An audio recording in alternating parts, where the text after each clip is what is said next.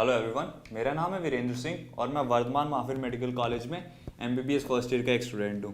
इसी साल यानी नीट 2019 में मेरा नीट का स्कोर 665 नंबर था और जिससे मैं वर्धमान महावीर मेडिकल कॉलेज में पहुँचा। आज मैं आप लोगों से बात करने वाला हूँ कि अब जब कि आपके नीट के ऑलमोस्ट सारे चैप्टर्स कंप्लीट होने वाले हैं और आप रिवीजन स्टार्ट कर रहे होंगे, तो कैसे इस तरीके से रिवाइज किया जाए कि आप उस रिवीजन में जो टाइम स्पेंड कर रहे हो उससे मैक्सिमम आपको बेनिफिट मिले, आपके टॉपिक्स लॉस्ट ना हो, आपका कोई मेजर कॉन्सेप्ट किसी चैप्टर में से छूट ना जाए और आप नीट में मैक्सिमम से मैक्सिमम स्कोर कर पाओ उस रिवीजन के जरिए। ठीक है, तो हमने नीट प्रेप के साथ मिलकर आपके लिए रिवीजन शीट्स बनाई हैं। इन रिवीजन शीट्स में हमने क्या किया, कुछ क्वेश्चंस दिए हैं, कुछ पॉइंट्स दिए हैं जो कि आपको एक चैप्टर में जो जो कॉन्सेप्ट्स थे उन कॉन्सेप्ट्स को पढ़ने के बाद आपको समझ आने चाहिए थे। तो अब आपको क्या करना है ना, आपको एक एक करके इन ऑब्जेक्टिव्स को खुद से पूछना है कि आपको आते हैं या नहीं आते। अगर कोई ऐसा ऑब्जेक्टिव है जो आपको नहीं आता ना, तो आपको वापस जाना है एनसीईआरटी से। नीट प्रेप पे आप वीडियोस देख सकते हो या आप अपने टीचर्स की हेल्प ले सकते हो, जिससे आपको ये जो टॉपिक आपको समझ नहीं आ रहा ना, इसको क्लियर करना है। तो इससे क्या होगा, आप सिर्फ उन्हीं टॉपिक्स पे फोकस कर रहे हो जो आपको नहीं आते और आप उन टॉपिक्स पे टाइम वेस्ट नहीं कर रहे जो आपको अच्छे से आते हैं, ताकि आपका जो मैक्सिमम जो आपका टाइम है ना वो आपको एफिशिएंटली यूटिलाइज हो पाए और आप अपना स्कोर को बूस्ट अप कर सको। तो आज हम बात करने वाले हैं मॉलिक्यूलर बेसिस ऑफ इनहेरिटेंस की। तो स्टार्ट करते हैं इस चैप्टर को। मैं बताने वाला हूँ जो रिवीजन शीट हमने आपको दी है उसे यूज़ कैसे करना है। तो पहले तो ये बात चलती है कि जो डीएनए है ना, तो डीएनए कैरेक्टर्स को कैसे कंट्रोल करता है, ये सारी बात यहाँ पे बताई गई है। क्या कि जो डीएनए है वो कैसे कैरेक्टर्स को कंट्रोल करता है। फिर दूसरी चीज़ है जो कैरेक्टर्स हैं आदमी के या एक ह्यूमन के जो कैरेक्टर्स हैं, किसी ऑर्गेनिज्म के जो कैरेक्टर्स हैं, उनके एक्सप्रेशन में जो जो प्रोसेसेस यूज़ हो रही हैं वो प्रोसेसेस क्या क्या हैं, तो वो भी सारी यहाँ पे नीचे दी गई हैं आपको। अब जब हम आगे बढ़ेंगे इससे, तो बात स्टार्ट होती है द डीएनए की।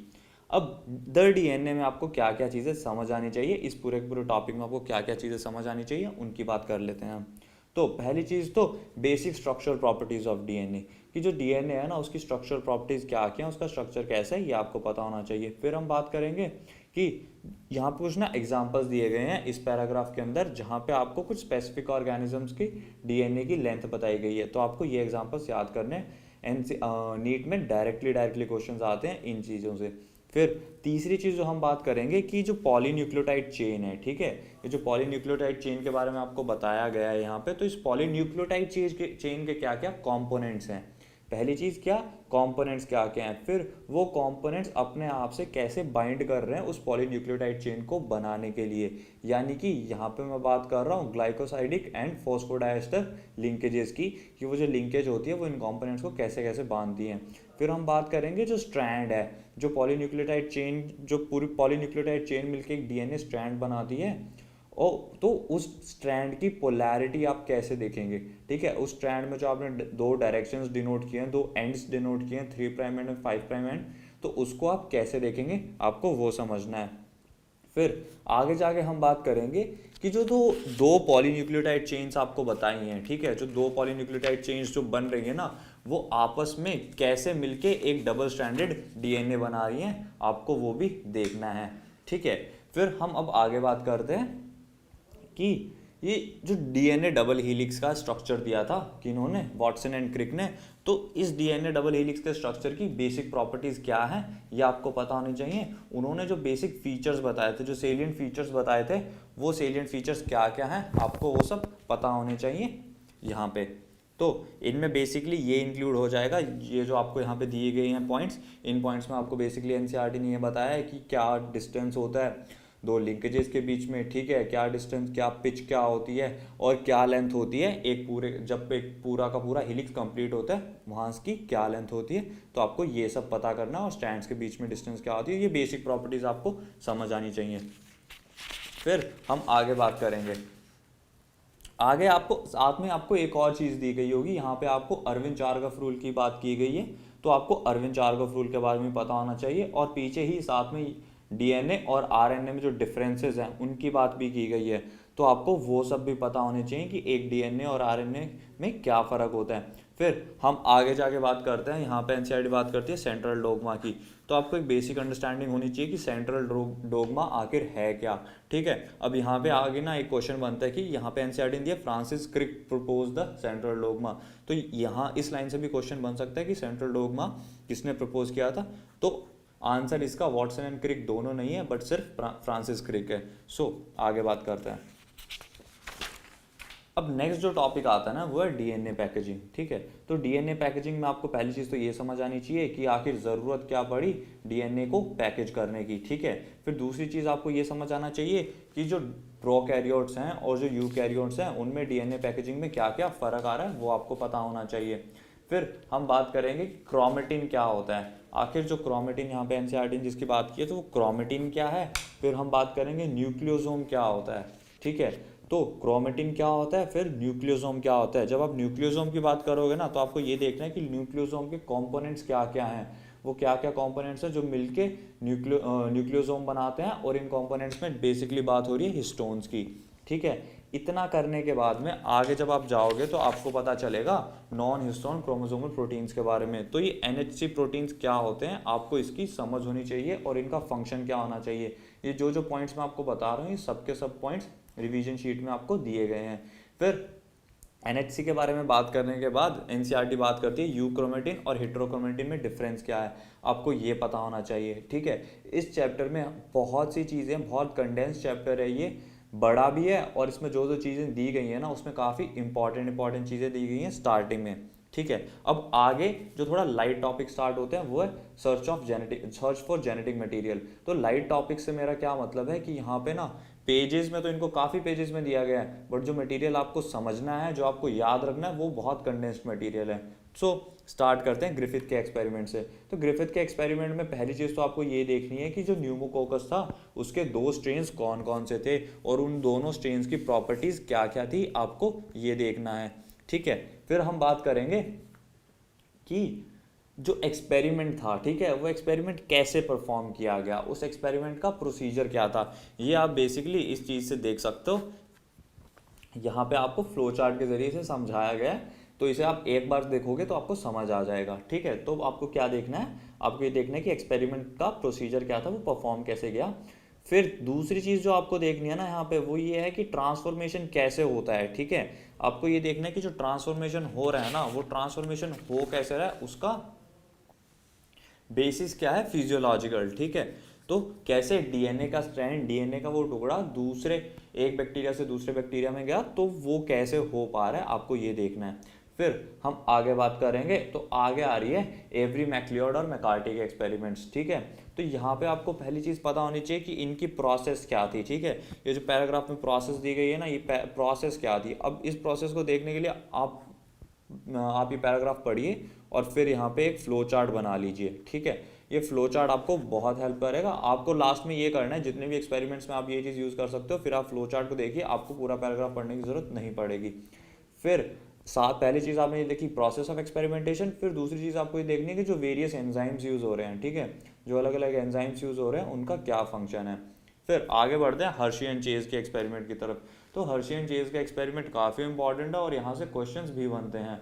तो पहली चीज़ तो आपको ये देखनी है कि हर्शी एंड चेज ने जो रेडियो लेबल्ड वायरसेस बनाए थे, जो बैक्टीरियोफेजेस बनाए थे, रेडियो लेबलिंग उनकी कैसे की थी।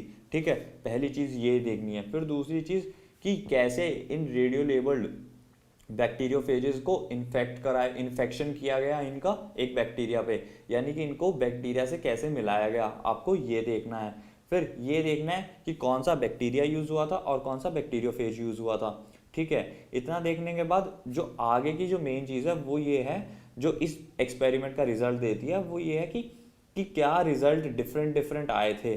ठीक है, और आए थे तो वो क्या 2 डिफरेंट रिजल्ट थे जो 2 डिफरेंट रेडियो लेबल्ड वायरसेस को यूज़ करके लिए गए थे। ठीक है, तो ये आप ये सारा का सारा इस फ्लो चार्ट से देख सकते हो, और इतना फ्लो चार्ट समझने के बाद आपको ज़्यादा इससे और ज़्यादा की ज़रूरत नहीं पड़ेगी।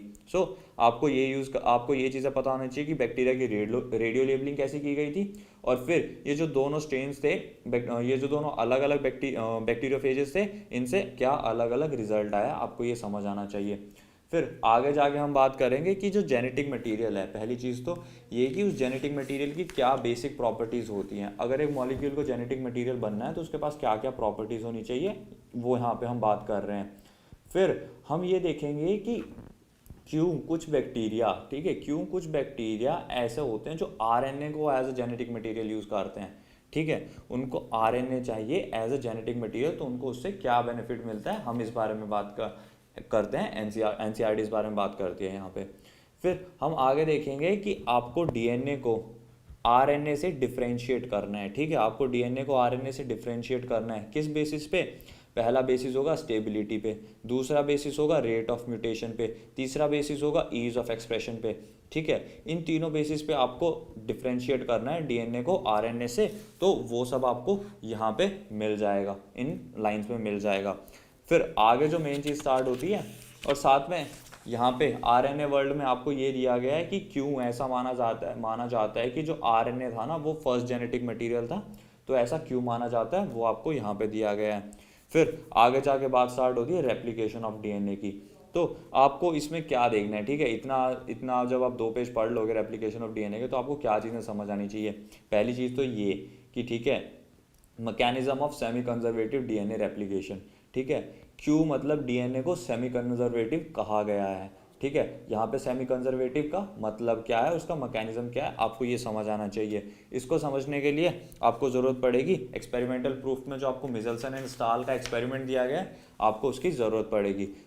इतना करने के बाद में आपका ये सब क्लियर हो जाएगा। फिर आगे जब हम बात करेंगे तो वो ये आएगा कि जो टाइलर ने एक्सपेरिमेंट किया था विंका फावा पे, तो आपको बस इसको याद रखना है एज अ फैक्चुअल चीज़, तो पूछी जा सकती है आपसे, क्योंकि ये जो मिचेल्सन एंड स्टाल का एक्सपेरिमेंट था ना ये प्रोकैरियोट पे था, जो टेलर का एक्सपेरिमेंट है ना वो यूकैरियोट पे है, तो आपको ये चीज़ याद रखनी है, यहाँ पे क्वेश्चन घूम सकता है। फिर आगे जब हम बात करेंगे तो आगे मशीनरी एंड एंजाइम्स में आपको कंप्लीट प्रोसेस दी गई है कि आखिर डीएनए रेप्लिकेशन होता क्या है, तो आपको प्रोसेस समझनी है, ठीक है, आपको प्रोसेस समझनी है और उसमें जो मेन स्टेप्स आ रहे हैं उनको याद करना है, ठीक है। तो आपको एक और चीज़ें याद करनी है, वो है एंजाइम्स क्या क्या यूज़ हुए थे, जो आपने मेन स्टेजेस यूज़ किए, जो मेन फेजेस आ रहे हैं डीएनए रेप्लिकेशन में, उसमें एंजाइम्स कौन कौन से यूज़ हो रहे हैं आपको वो याद रखने हैं। फिर आपको ये चीज़ में फ़र्क पता होना चाहिए कि कंटिन्यूस स्ट्रैंड कौन सा है और डिसकंटिन्यूस स्ट्रैंड कौन सा है, और क्यों एक स्ट्रैंड कंटिन्यूस है और दूसरा स्ट्रैंड डिसकंटिन्यूस है, ये क्यों आ रहा है। और फिर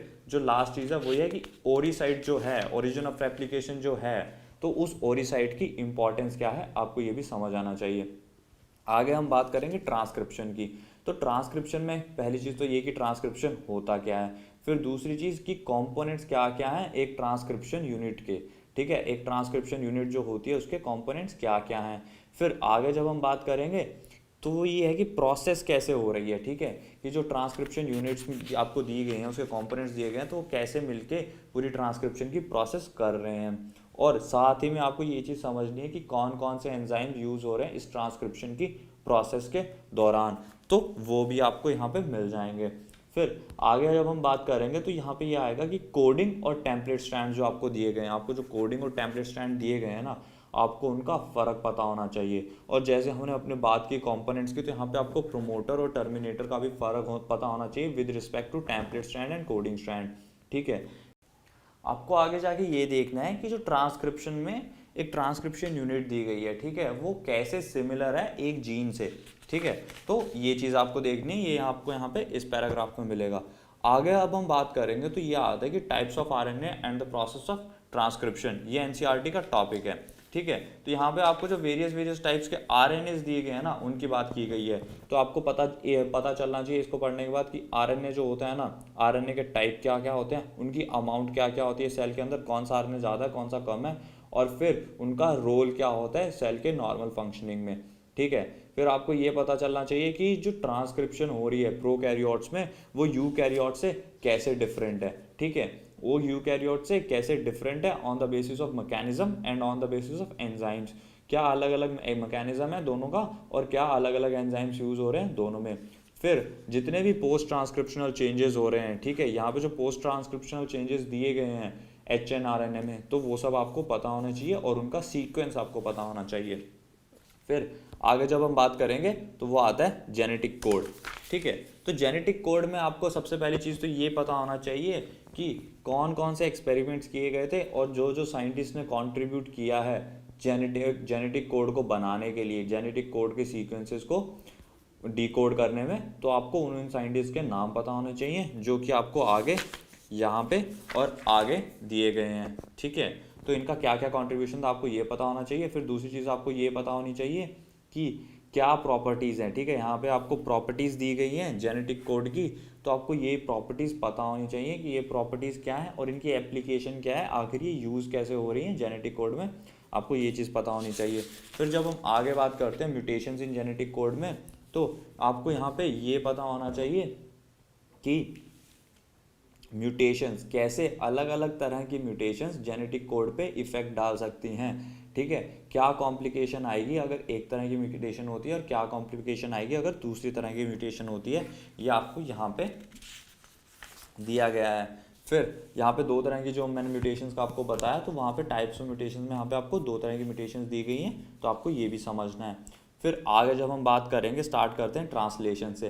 ठीक है, तो ट्रांसलेशन में आपको पहले ही टीआरएनए मॉलिक्यूल का स्ट्रक्चर दिया गया है और इसका रोल दिया गया है ट्रांसलेशन में। ठीक है, तो आपको यहाँ पे टीआरएनए के जो कंपोनेंट्स वगैरह दिए गए हैं, anticodon loop and amino acid acceptor and, या जो भी आपको, अगर आप अच्छे से पढ़ेंगे इस टॉपिक को तो आपको पता चलेगा कि इसके जो लूप्स होते हैं, ठीक है, जिसके डिफरेंट डिफरेंट लूप्स होती हैं और जो दो डिफरेंट डिफरेंट एंड्स होते हैं, तो उनके बारे में आपको पता चलेगा। तो आपको उन उन कंपोनेंट्स को समझना है और ये देखना है कि वो कैसे ट्रांसलेशन में हेल्प करते हैं या ट्रांसलेशन की प्रोसेस में कैसे हेल्प करते हैं, आपको ये समझना है।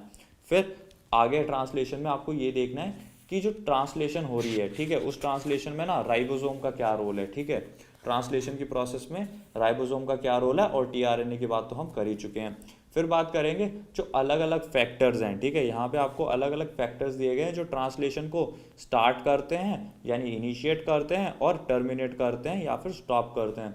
तो आपको पता होना चाहिए कि ट्रांसलेशन स्टार्ट कैसे होती है और ट्रांसलेशन एंड कैसे होती है। आगे आगे दिया गया है रेगुलेशन ऑफ जीन एक्सप्रेशन। तो रेगुलेशन ऑफ जीन एक्सप्रेशन में पहली चीज़ तो ये आपको ये पता चलना चाहिए कि जो प्रोकैरियोट्स हैं और जो यूकैरियोट्स हैं उनमें किस किस लेवल पे जीन एक्सप्रेशन को रेगुलेट किया जा सकता है। इसके बाद में आपके पास ना एक डिफरेंशियल अंडरस्टैंडिंग होनी चाहिए किसकी, positive versus negative feedback regulation की, कि पॉजिटिव फीडबैक रेगुलेशन कैसे काम करता है और नेगेटिव फीडबैक रेगुलेशन कैसे काम करता है। और साथ ही आपको पता चलना चाहिए कि एक ऑपरेटर का क्या मतलब है, डीएनए सीक्वेंस के सेंस में एक ऑपरेटर क्या होता है। ठीक है, इतना होने के बाद आप देखोगे, मतलब ऑपरेटर में आप ये देख रहे हो, ये समझ रहे हो कि ऑपरेरन मॉडल में जो जो कंपोनेंट्स दिए गए थे, ठीक है, ऑपरेरन मॉडल में जो जो कंपोनेंट्स बताए गए थे उन कंपोनेंट्स का क्या क्या फंक्शन होता है, तो आपको वो यहाँ पे पता चलेगा।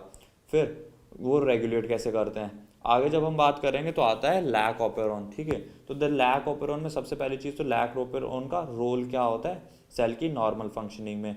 फिर दूसरी चीज़ ये आएगी कि कंपोनेंट्स क्या क्या होते हैं लैक ऑपरेरन के। ठीक है, लैक ऑपरेरन का रोल देख लिया हमने, लैक ऑपरेरन के कंपोनेंट्स देख लिए। फिर हमें ये देखना है कि उन कंपोनेंट्स का रोल क्या है रेगुलेशन में। ठीक है, वो कंपोनेंट्स कैसे रेगुलेट हो पा रहे हैं ताकि आप जीन एक्सप्रेशन को रेगुलेट कर सको आप अपने आप, ताकि आप जीन रेगुलेशन को रेगुलेट कर सको। फिर हम बात करेंगे जो मैकेनिज्म है किसका, रिप्रेशन और इंडक्शन का, कि मतलब कैसे आप ऑपरेरन को रिप्रेस कर रहे हो या कैसे आप ऑपरेरन को इंड्यूस कर रहे हो, वो मैकेनिज्म क्या है आपको ये समझ आना चाहिए। ठीक है, यहाँ पे इतना ही है। और आपको ये देखना है कि जो बेसिक ऑपरेरन के अलग अलग कंपोनेंट, यहाँ पे सबसे मेन चीज़ ये है कि जो बेसिक कंपोनेंट्स हैं, ठीक है, ऑपरेरन के, वो कौन कौन से हैं और उनका रोल क्या है। ठीक है, वो कैसे फंक्शन कर रहे हैं। इतना होने के बाद हम आगे आ जाते हैं ह्यूमन जीनोम प्रोजेक्ट पे। ठीक है, ह्यूमन जीनोम प्रोजेक्ट अगेन लेंदी, बहुत लेंदी दिया हुआ है, बट आपको सिर्फ मेन पॉइंट्स याद करने हैं। वो ये है, पहले पॉइंट ये बनते हैं कि गोल क्या थे ह्यूमन जीनोम प्रोजेक्ट के। ठीक है, वो आपको यहाँ पे दिए गए हैं। फिर यहाँ पे आपको एक टर्म दी गई है बायो इन्फॉर्मेटिक्स। तो आपको ये पता होना चाहिए कि बायो इन्फॉर्मेटिक्स क्या होता है। हमेशा ही अब से तो नीट हमेशा ही एक क्वेश्चन ऐसा डालता है जिसमें आपको एक टर्म दी जाती है और उसका मीनिंग पूछा जाता है। तो बायो इन्फॉर्मेटिक्स एक ऐसी टर्म है जिसे जनरली नहीं पूछा गया और आगे भी एक क्वेश्चन अच्छा बन सकता है। फिर हम आगे बात करेंगे कि जो मटेरियल है वो मटेरियल क्या क्या यूज़ किया गया था ह्यूमन जीनोम प्रोजेक्ट के दौरान। तो आप यहाँ पे बैक और ये एग की बात करोगे और भी अलग अलग ऑर्गेनिजम्स की बात करोगे जिन्हें यूज़ किया गया था, जिनको एज ए डिवाइस यूज़ किया गया था ह्यूमन जीनोम प्रोजेक्ट में। फिर आपको देखना मेथड क्या अप्लाई किया गया था ह्यूमन जीनोम प्रोजेक्ट के लिए, वो आपको यहाँ दिया गया है। यहाँ पे बात की जाती है एक्सपेरेंस सीक्वेंस टैग्स की और सीक्वेंस एनोटेशंस की। और फिर अचीवमेंट क्या क्या थी ह्यूमन जीनोम प्रोजेक्ट की, और उन अचीवमेंट्स को आपने कैसे अप्लाई किया रियल लाइफ में। ठीक है, तो आपको ये पता होना चाहिए। आगे जब हम बात करेंगे डीएनए फिंगरप्रिंटिंग की, तो डीएनए फिंगरप्रिंटिंग में पहली चीज़ तो आपको ये पता होना चाहिए कि बेसिस क्या था डीएनए फिंगरप्रिंटिंग का। ठीक है, तो डीएनए कैसे एक डीएनए दूसरे डीएनए से अलग हो सकता है और फिर आप उस डिफरेंस को कैसे नोटिस करोगे। तो यहाँ पे आप बेसिकली इस चीज़ की बात करोगे पॉलीमॉर्फिज्म और वीएनटीआरस की। ठीक है, और फिर आपको ये भी देखना है कि जो डीएनए फिंगरप्रिंटिंग आप कर रहे हो उसका रोल क्या है और इसकी अलग अलग एप्लीकेशंस क्या हैं, आप कैसे इसे अप्लाई कर रहे हो रियल लाइफ में। ठीक है, ये कहाँ कहाँ यूज़ हो रही है। और फिर आ जाती है लास्ट में स्टेप्स क्या क्या थे डीएनए फिंगरप्रिंटिंग में। तो आपको यहाँ पे डीएनए फिंगरप्रिंटिंग के स्टेप्स दिख जाएंगे और इन स्टेप्स को देख के आप ये सब समझ सकते हो। आप लास्ट में आपको जो चार्ट दिया गया है तो उसमें आप सारे स्टेप्स को समराइज कर सकते हो। और मैं चाहूँगा जो आपको पहले आपको एक फ्लो चार्ट के तरीके में दिया गया है, ठीक है, तो इन स्टेप्स को आप एक फ्लो चार्ट के तरीके में बना सकते हो ज़्यादा अंडरस्टैंडिंग के लिए, ताकि आपको अच्छे से ये चीज़ समझ आ जाए। तो ये स्टेप्स बहुत इंपॉर्टेंट है, आपको एक ऑर्डर में अरेंज कराने को भी दे सकता है या कुछ भी दे सकता है। तो इन स्टेप्स में ये स्टेप्स आपको पता होने चाहिए।